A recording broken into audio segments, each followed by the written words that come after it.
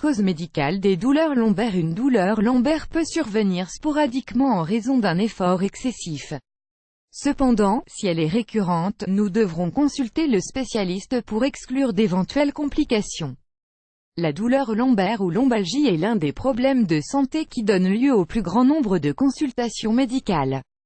Bien qu'elle puisse être le résultat d'une mauvaise posture, elle est parfois provoquée par l'irritation ou la détérioration de certaines structures de la colonne vertébrale inférieure. En règle générale, la douleur lombaire se définit comme une sensation de raideur et de tension qui se manifeste dans la région inférieure du dos et peut être également accompagnée de légères piqûres ou de picotements. Les personnes atteintes de douleurs lombaires ont souvent des difficultés à accomplir des tâches impliquant un effort physique.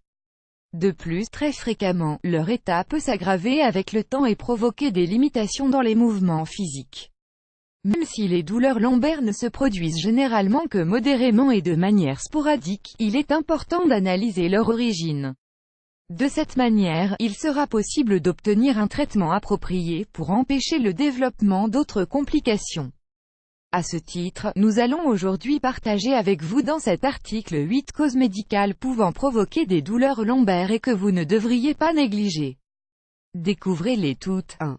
L'arthrose lombaire. L'arthrose lombaire est une maladie dégénérative qui affecte les disques intervertébraux qui servent de stabilisateur à la colonne vertébrale. Elle déclenche une réponse inflammatoire qui provoque des douleurs, de la rigidité et des difficultés à effectuer certains mouvements. Cette maladie se développe généralement en raison de l'usure des articulations due principalement au vieillissement. Cependant, elle peut aussi être le résultat d'une surcharge ou d'un traumatisme.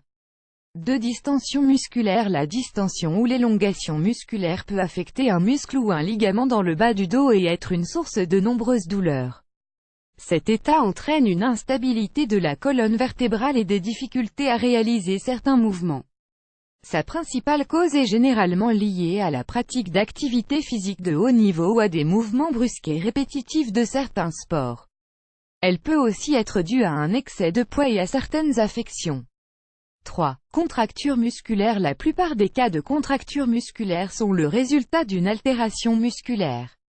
Par exemple, la contraction d'un muscle peut le rendre statique, s'il ne revient pas à son état initial, peut déclencher une inflammation et des douleurs. Cette lésion est souvent provoquée par des efforts excessifs ou en effectuant certains mouvements qui impliquent une mauvaise posture corporelle. 5. Faiblesse musculaire. La faiblesse musculaire peut survenir en raison d'un manque d'entraînement physique, d'une mauvaise alimentation ou de la pratique de mauvaises habitudes. Elle provoque habituellement une perte de stabilité et de capacité de soutien de la colonne vertébrale et des articulations. Par conséquent, la zone affectée deviendra rigide et provoquera des douleurs qui pourront augmenter et s'étendre de cette partie du corps vers les bras et les jambes. 6. Affections du système reproducteur féminin. Certains états du système reproducteur féminin peuvent être liés à la douleur lombaire qui apparaît sporadiquement. Ces affections sont souvent provoquées par des contractions de l'utérus lors de l'élimination du sang menstruel. Elles peuvent également être le produit de troubles tels que l'endométriose ou liées à des infections de la vessie. S'il s'agit d'une douleur récurrente, qui se manifeste de la région pelvienne jusque dans le bas du dos, il est préférable de faire établir un bilan de santé. 7. Problèmes d'estomac et d'intestin. La plupart des personnes attribuent le mal de dos aux états qui affectent la colonne vertébrale. Cependant, dans certains cas, cela peut également être un signe avant-coureur de maladies liées au système digestif. Des affections telles que les ulcères peptiques, la douleur rectale et la constipation peuvent déclencher des troubles dans la région du dos similaires à la douleur lombaire commune. 8. Maladies des reins. Il est très important de considérer les maladies qui affectent les reins comme pouvant être une possible cause des douleurs lombaires. Bien que ce ne soit pas le seul symptôme, ces douleurs apparaissent généralement lorsque le problème se complique. La douleur se manifeste généralement sur les côtés et la partie centrale inférieure du dos. Elle se produit fréquemment en raison de la présence de calculs rénaux ou d'infections des voies urinaires. D'autres manifestations impliquent de nets changements dans la couleur et l'odeur de l'urine, une fièvre modérée et une sensation de brûlure en urinant. Souffrez-vous habituellement de douleurs dans le bas du dos?